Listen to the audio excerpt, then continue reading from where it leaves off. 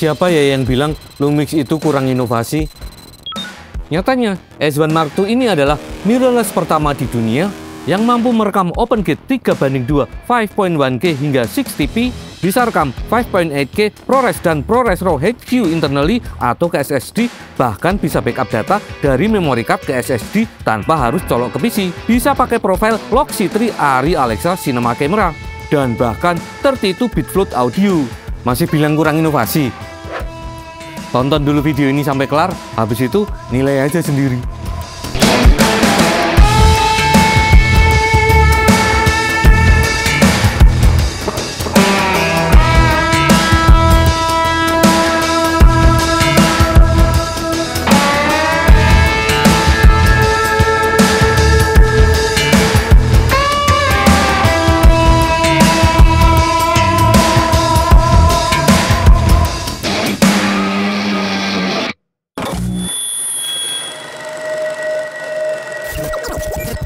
Halo Rock'n'Roll Shooters, belum lama ini Lumix merilis 3 kamera barunya di lineup S1, yaitu S1R Mark II, S1 Mark II, dan S1 Mark II-E. Di video ini saya akan fokus mereview Lumix S1 Mark II ini, karena ini adalah hybrid full frame mirrorless dengan fitur video yang menurut saya paling badass saat ini. Tapi kalau kamu mau tahu perbedaan spek video antara ketiganya, ini dia. Lumix S1 Mark II jelas lebih menonjol dengan 5.1K 60p OpenGate 3:2 dan high frame rate 240 fps 10-bit 422-nya. Kalau mau lebih detail lagi untuk perbandingan spek foto dan videonya, bisa klik link di video description di bawah. Dengan bobot hampir 200 gram lebih ringan dan dimensi lebih kompak dari generasi pertama, Lumix S1 Mark II ini malah membawa fitur-fitur video yang lebih banyak dan lebih mantap dari generasi sebelumnya. Lumix S1 Mark II ini ditanamkan sensor baru, yaitu Partially Stacked CMOS. Ini adalah teknologi sensor di mana bagian sirkuit pemrosesan alias logic layer dipisahkan dan ditumpuk sebagian dari lapisan fotodioda tempat cahaya ditangkap. Ini berbeda dari sensor konvensional yang semua elemennya berada dalam satu lapisan. Teknologi ini memungkinkan S1 Mark II menjadi mirrorless pertama yang mampu merekam OpenGate 3:2 5.1K hingga 60p karena data sensor bisa ditransfer lebih cepat. Ya, Lumix S1 Mark II ini adalah kamera mirrorless full frame pertama di dunia yang bisa merekam video OpenGate hingga 60p. Resolusi maksimum OpenGate di frame rate 24, 30, 48, 50, dan 60p bisa sampai 5.1K. Ini menggunakan seluruh sensor full frame dalam rasio 3:2. Untuk resolusi 6K 3:2 bisa dari 24, 25, sampai 30p. OpenGate shooting ini ideal untuk cropping ke berbagai rasio seperti 16:9, 9:16, 2,39:1, dan lain-lain. Ditambah lagi dengan adanya multi aspect ratio frame marker, kita bisa memakai sekaligus 3 frame marker berbeda yang bisa diatur ukuran dan posisinya. Sangat membantu untuk produksi konten multi platform. Jika memakai fitur OpenGate 3:2 atau aspek ratio 4:3 untuk keperluan shooting anamorphic, sudah ada in-camera anamorphic D-Squeeze option.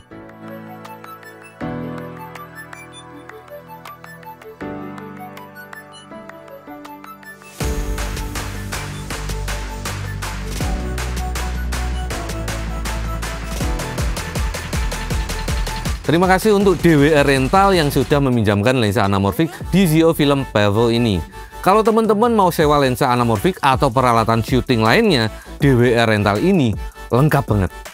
Untuk perekaman dengan kualitas tinggi, selain ada All-Eye 422 10-bit, S1 Mark II ini juga bisa merekam ProRes 422 dan 422 HQ plus 12-bit ProRes RAW dan ProRes RAW HQ internally ke kartu memori CF Express Type B. Resolusi tertinggi untuk ProRes ada di 5.8K 17:9 up to 30p dengan area sensor full frame, dan ProRes RAW dengan resolusi yang sama pada area sensor pixel by pixel.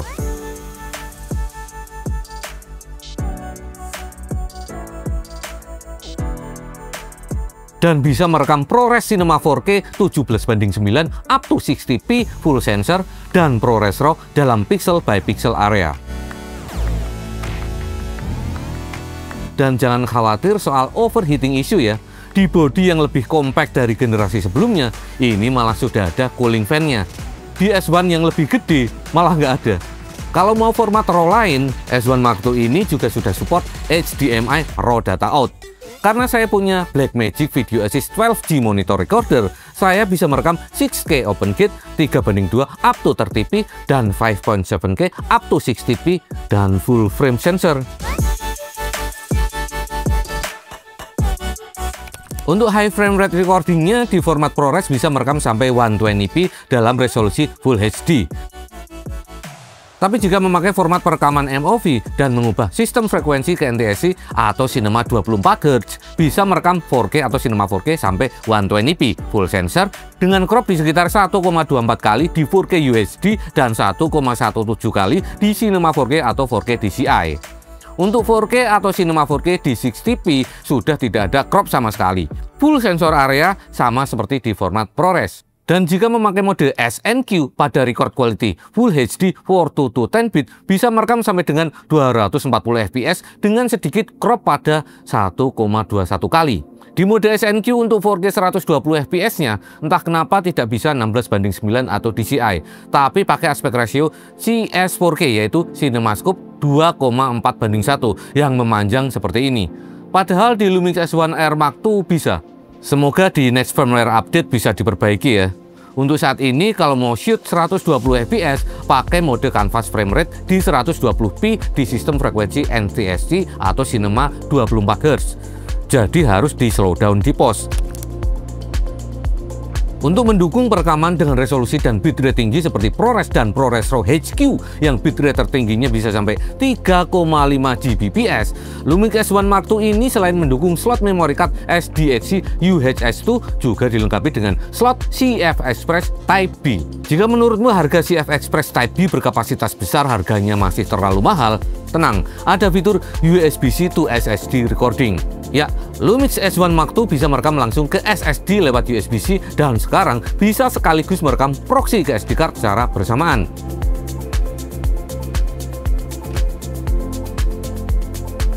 Yang inovatif lagi, sekarang bisa memindahkan data dari CF Express Type B atau SD card lewat USB ke SSD langsung dari kamera. Nggak perlu harus colok ke komputer dulu. Dan bisa copy data sebaliknya juga ya, dari SSD ke CF Express Type B atau ke SD card. Ya, kalau sudah colok USB-C dan HDMI, jangan khawatir kabelnya kepentok LCD screen-nya saat ditarik keluar.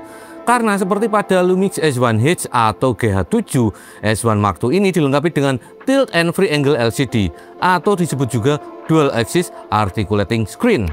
Kamera mirrorless Lumix dari dulu terkenal dengan kemampuan stabilisasi yang luar biasa terutama untuk merekam video.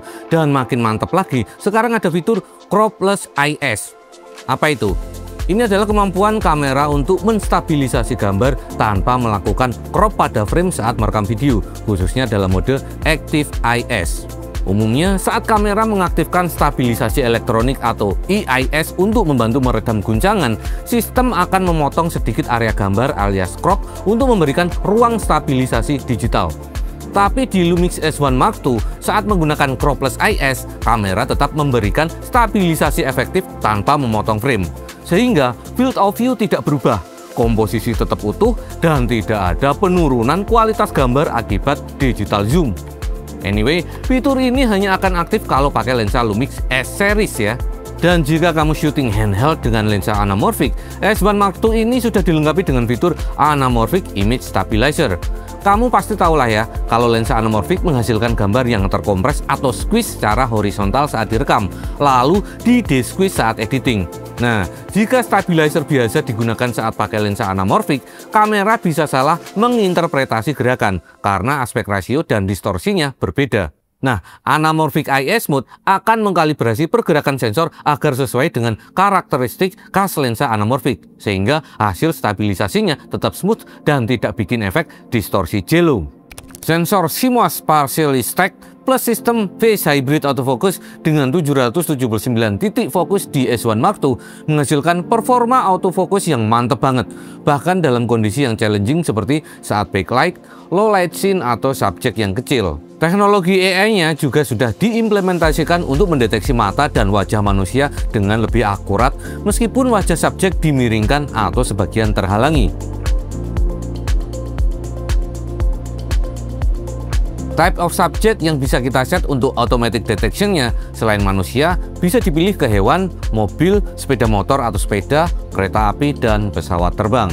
Sekarang juga sudah ada fitur urban sport yang secara akurat menangkap gerakan yang dinamis seperti breakdance, skateboard, dan parkour. Sensor 6K-nya juga menghadirkan fitur baru bernama Hybrid Zoom. Fitur Hybrid Zoom adalah metode pembesaran gambar dengan cara menggunakan area sensor yang lebih kecil alias cropping tanpa menurunkan kualitas secara signifikan, terutama saat merekam dalam resolusi lebih rendah dari kemampuan maksimal sensornya. Misalnya saat merekam dalam 4K dari sensor 6K-nya S1 Mark II. Sensor S1 Mark II bisa merekam 6K karena dia punya resolusi 24,1 megapiksel. Dan untuk bisa merekam 6K itu memang dibutuhkan sensor sekitar 20 megapiksel. Sedangkan untuk merekam 4K UHD cuma dibutuhkan sensor beresolusi sebesar 8 megapiksel. Jadi di S1 Mark II ini saat merekam dalam resolusi 4K UHD, jika memakai lensa 70-200 mm dan mengaktifkan Hybrid Zoom, maka bisa menjadi 70-312 mm. Dan jika merekam dalam resolusi 1080p akan menjadi 70-625 mm. Ini akan sangat berguna saat ingin mengambil gambar lebih close up tanpa harus mendekat atau ganti lensa lebih panjang. Ideal untuk dokumenter, wildlife, atau run and gun shooting saat event. Hybrid Zoom ini berbeda dengan digital zoom ya, karena croppingnya tidak melebihi area minimum sensor yang diperlukan untuk menghasilkan resolusi video yang sudah ditentukan. Jadi nggak akan menurunkan detail hasil rekamannya. Kemampuan menjaga detail bagian gelap alias shadow dan terang alias highlight sekarang meningkat dengan adanya fitur Dynamic Range Boost. Rentang dinamisnya jadi naik di atas 15 stops jika memakai log gamma profile seperti V-Log atau ARRI Log C3. DR Boost bekerja dengan menggabungkan dua penguatan sinyal atau dual gain readout secara bersamaan dalam satu exposure.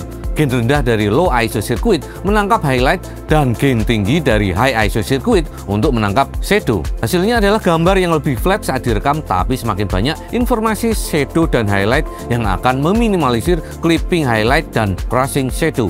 Sebagai catatan, bila menggunakan Dynamic Range Boost akan terjadi peningkatan distorsi, rolling shutter, dan fungsi dual native ISO jadi tidak bisa aktif. Base ISO naik menjadi 1000 jika DR Boost-nya on di V-Log dan 800 di Log C3.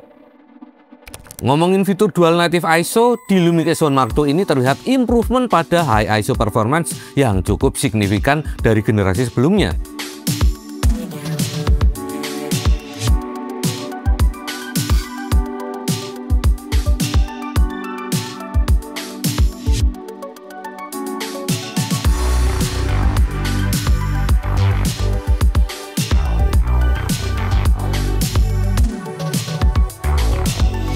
Pada ISO 12800 dengan profil warna V-Log masih memberikan detail gambar dan tonality yang cakep banget. Tinggal di-apply sedikit noise reduction dan wow, clean tapi masih ada detail. Setelah GH7 dan GH6, sekarang seri S1 yang baru mendapatkan giliran untuk bisa ditanamkan Color Science ARRI Alexa Cinema Camera dengan paid software update DMW SFU3A yang bisa dibeli langsung dari websitenya Panasonic. Linknya saya taruh di video description di bawah. Dengan adanya Log C3, memungkinkan Lumix S1 Mark II terintegrasi dengan workflow produksi yang memakai ARRI Alexa Cinema Camera sebagai kamera utama. Perlu diingat, adanya fitur ARRI Log C3 Color Science di dalam kamera ini tidak berarti kamera ini bakal menggantikan sepenuhnya ARRI Alexa Cinema Camera untuk konteks produksi besar. Tapi, kamera ini akan berfungsi sebagai substitusi untuk pengambilan gambar yang tidak mungkin dilakukan dengan ARRI Alexa. Misalnya, untuk pengambilan shot yang harus memakai kamera compact seperti helmet cam, snorri cam, shot di angle yang sangat sempit, sampai untuk keperluan crash cam. Makin pantas disebut sebagai kamera untuk produksi video bahkan sinema yang serius karena S1 Mark II sudah ada fitur Pulse Color. Pulse Color adalah alat bantu exposure pada kamera sinema yang menampilkan tingkat kecerahan atau exposure dalam warna-warna buatan secara real time. Sangat membantu sinematografer mengevaluasi pencahayaan secara akurat tanpa bergantung hanya pada mata atau exposure tool standar seperti waveform dan histogram. Cara kerja Pulse Color adalah dengan menerjemahkan tingkat luminance alias brightness ke warna tertentu. Umumnya merah berarti overexposed atau highlight clipping. ungu adalah underexposed alias shadow clipping. Kulit manusia umumnya diekspos pada area green yang menunjukkan mid-tone, dengan highlightnya ada di area pink. Dengan fast color, exposure dapat lebih cepat diatur tanpa bergantung histogram atau zebra. Konsistensi pencahayaan antar shot dan scene jadi lebih terjaga. Misalnya, saat ambil master shot, kita memakai lensa 35 mm. Lalu, saat ambil close up, kita ganti lensa ke 85 mm. Untuk menyamakan exposure dengan shot sebelumnya, kita tinggal samain aja warna fast colornya. Akurat. False color yang ada di S1 Mark II, S1R Mark II, atau S1 Mark II-E sama cara bacanya dengan false color di Arri Alexa Cinema Camera. Supaya cepat mengakses false color ini, saya assign ke salah satu tombol FN supaya nggak ribet harus masuk ke dalam menu. Lumix S1 Mark II punya 25 tombol FN yang bisa dikustomisasi sesuai dengan kenyamanan kita. Sama seperti generasi Lumix sebelumnya, pengaturannya bisa masuk ke dalam menu atau tekan dan tahan tombolnya sekitar 2 detik, lalu assign ke fungsi yang sesuai dengan kebutuhan kita. Sering syuting dengan direct audio seperti interview. Fitur 32-bit float audio di Lumix S1 Mark II ini akan jadi dewa penolongmu. Karena dengan 32-bit float audio, kamu udah nggak perlu lagi ribet mengatur level mikrofonmu. 32-bit float audio memungkinkan perekaman audio dengan rentang dinamis yang sangat luas tanpa perlu khawatir soal setting gain secara presisi. Ini sangat berguna dalam produksi video profesional, terutama di kondisi suara yang sering tidak terduga berubah-ubah ekstrim dari sangat pelan ke sangat bising. Audio 32-bit float menyimpan data suara dengan skala yang sangat luas berkat floating point-nya. Tidak seperti 24-bit linear yang mudah clipping jika level terlalu tinggi. Lumix S1 Mark II bisa merekam 32-bit float audio jika digunakan bersama XLR adapter DMW XLR2 dan mic eksternal yang mendukung dynamic range luas. Ini adalah contoh aplikasi audio 32-bit float. Kalau saya ngomongnya pelan seperti ini atau bahkan basic seperti ini, tetap bisa dinormalin di post pro tanpa ada noise mengganggu. Atau kalau saya tiba-tiba teriak seperti ini, tetap bisa juga dinormalin di post pro, nggak bakalan pecah audionya.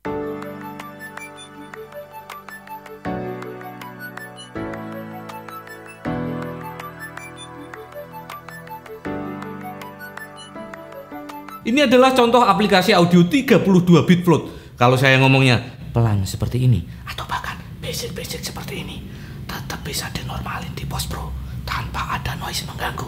Atau kalau saya tiba-tiba teriak seperti ini, tetap bisa juga dinormalin di post pro, nggak bakalan pecah audionya. Panasonic Lumix ini benar-benar memperhatikan kebutuhan workflow produksi usernya. Setelah sebelumnya bikin Lumix Lab yang membantu konten creator mempercepat workflow produksi konten, sekarang ada Lumix Flow untuk mendukung workflow produksi yang lebih serius. Aplikasi ini nggak cuma bisa mengubah iOS atau Android device menjadi profesional monitoring tool, tapi juga bisa untuk membuat script, storyboard, shortlist, manajemen shooting files, dan seabrek fungsi lainnya. Ini salah satu contoh betapa usefulnya Lumix Flow untuk produksi. Selesai record, setiap klip bisa kita beri tanda sebagai bad, keep, atau good take. Hasilnya tinggal diekspor sebagai XML ke memory card kamera atau ke smartphone untuk kemudian diimport ke editing software. Ini akan sangat mempercepat proses editing, nggak perlu lagi memilah-milah file. Opini jujur ya, S1 Mark II ini adalah full frame mirrorless camera yang near perfect. Tinggal kasih OLPF kayak di S1H atau BS1H aja sih. OLPF alias Optical Low Pass Filter atau Anti-Aliasing Filter adalah filter optik yang diletakkan di depan sensor kamera untuk mengurangi moire dan aliasing pattern aneh atau garis-garis semu yang muncul saat mengcapture objek dengan detail halus seperti pada pakaian atau layar monitor. Atau emang fitur ini cuma bakal eksklusif di Lumix S1H Mark II nanti? Penasaran sih? Kalau S1 Mark II aja segokil ini fiturnya, S1H Mark II bakal segokil apa ya? Oh ya, kalau teman-teman mau download beberapa sampel footage dari S1 Mark II ini, bisa klik link di video description di bawah. Jangan lupa like, komen, dan subscribe. Mantap jaya! Oke, rock and roll shooters, sampai jumpa di video berikutnya.